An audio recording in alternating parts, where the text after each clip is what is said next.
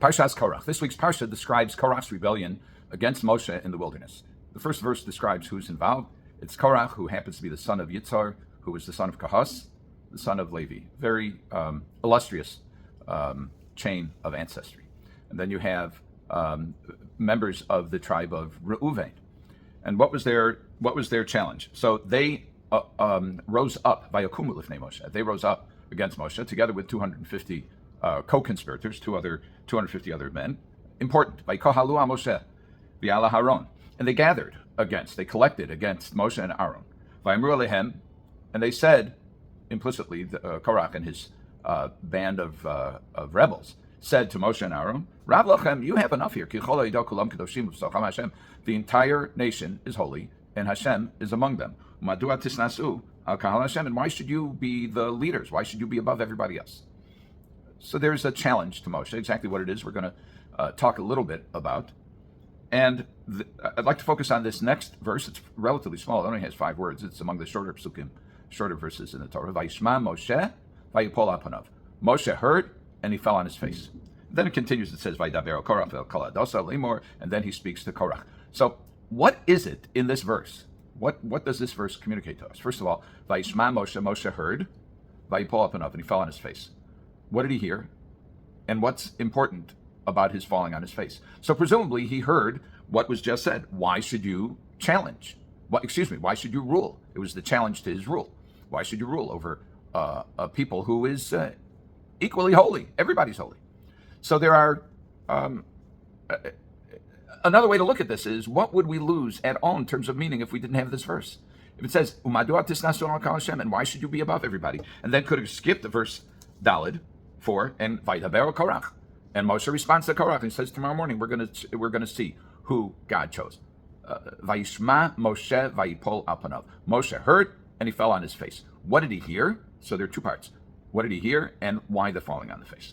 So there are a number of different opinions, and they may all coexist. They're not necessarily mutually exclusive. The Gemara says, Vayishma Moshe, the Gemara says, Choshduhu me'eshes ish. They suspected Moshe of having an affair. It doesn't say an affair, it just says adultery.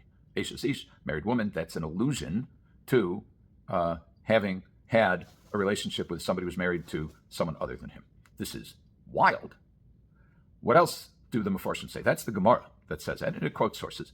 The Bechor Shor says that he was stunned that they suspected that he wanted to have a position of authority over his brothers.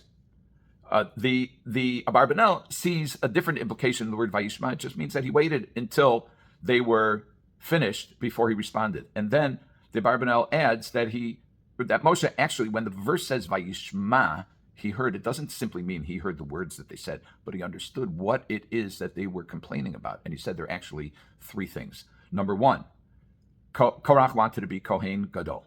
This is according to the Abarbanel. Number 2, the Bnei Reuven who were with him were upset because Reuven was a Bechor and he was supposed to have a certain status, and he got that status denied from him. And the third is that the rebels are deprived of the possibility of having malchus, of having kingship, of having sorora. So there's many different motivations going on here. It's hard to tell what people's motivations are, but this is the Abarbanel says that Moshe was sufficiently sensitive. It reminds me of when I was in the yeshiva in Har Etzion, in the Gush, and I would ask Rav Lichtenstein a question, and he says, well, what you're really asking is, I would ask what I thought was a simple and direct question. He would say, what you're really asking 3 questions. He knew better than I did what I was asking. So Moshe evidently had this kind of insight where he knew when people were talking, he knew what they were getting. Many of us think we know, and we actually are. Sometimes we're right, but often we're wrong. That's making assumptions about people's motivations is a tricky business. So the Reb Shamshon Hirsch says that what Moshe heard and was upset about is that he heard a fundamental challenge to his divinely authorized leadership, and that he saw as being very problematic. So that's Vayishma. What's this Vayipol Alpanov? And finally, and this is the other Meforshim just simply say the Oznayim Latorah, that it was simple jealousy. What he heard was that people were jealous. Why is that important? Well, if you're jealous about my position, and if I say, no, I'm really authorized, that lacks teeth. So Moshe knew that he had to get some divine intervention because HaKadosh Baruch Hu is the principal here. Moshe is the agent. The agent has a hard time proving that he's the agent in the absence of showing that the authority comes from the Almighty. Hence, a series of tests and demonstrations later, including opening up the ground opens up and swallows Korach, and then the staves of the leaders of the tribes, and only one grows flowers and almonds. That's a different test.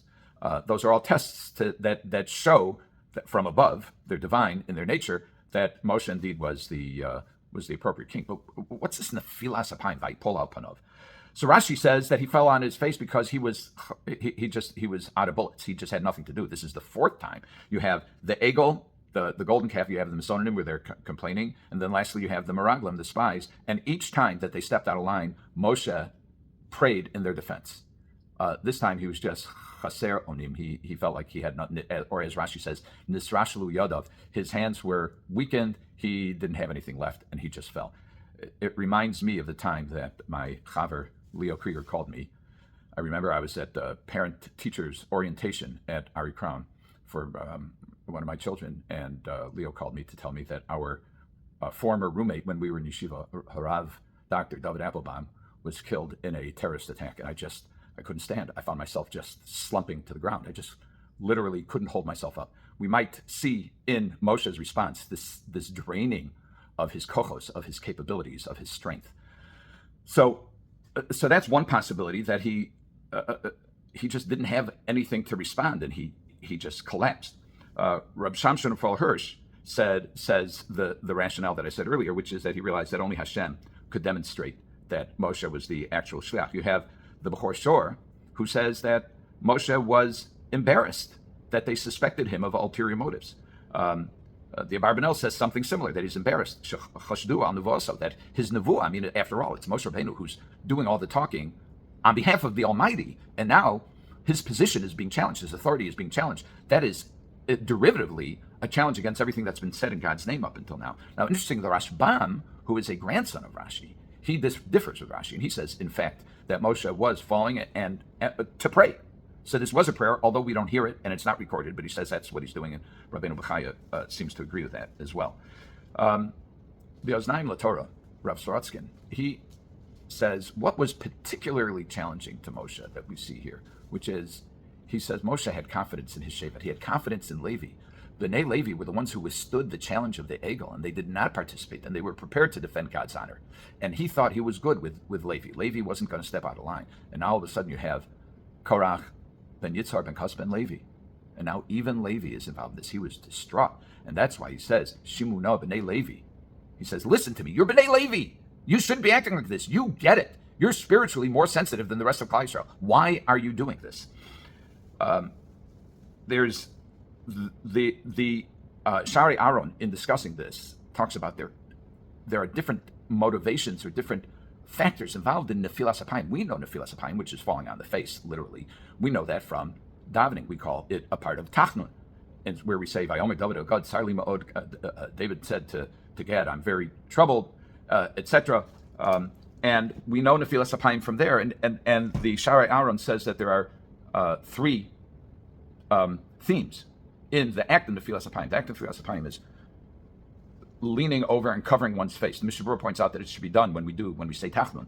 We should do it with a beged covering our face, with a cloth covering our face, not just our arm, because our arm and our face are basically one body. There's nothing intervening. So nefilas apayim should be with covering of a beged, which could be one's sleeve. He says there are three things. Number one, to show mora shechina, where we have a fear, a reverence of the divine, and that is anava, that is humility, that's tznius. It's even extended to busha. We're embarrassed. What are we embarrassed of? We're embarrassed of our having fallen short. We don't meet the mark. And then we have another one is to show that we're betzar, v'hachna. We have charata. We're pained by our sins. We're not only embarrassed, but we're pained by them. And lastly, it shows where we are absent of any possible support. even our own senses, they're covered. We wrap ourselves in a talus, if you will, or we cover ourselves. We're alone. We have nothing to say. And these are reflected in Nefilas Hapayim. And the question is, why there? Why not at the beginning of and he, the merciful, will grant atonement? And I believe, I haven't seen this anywhere, but I believe that the reason we specifically do Nefilas Hapayim for what is Tehillim Vav is that it's all in first person. It's don't in your anger reprove me.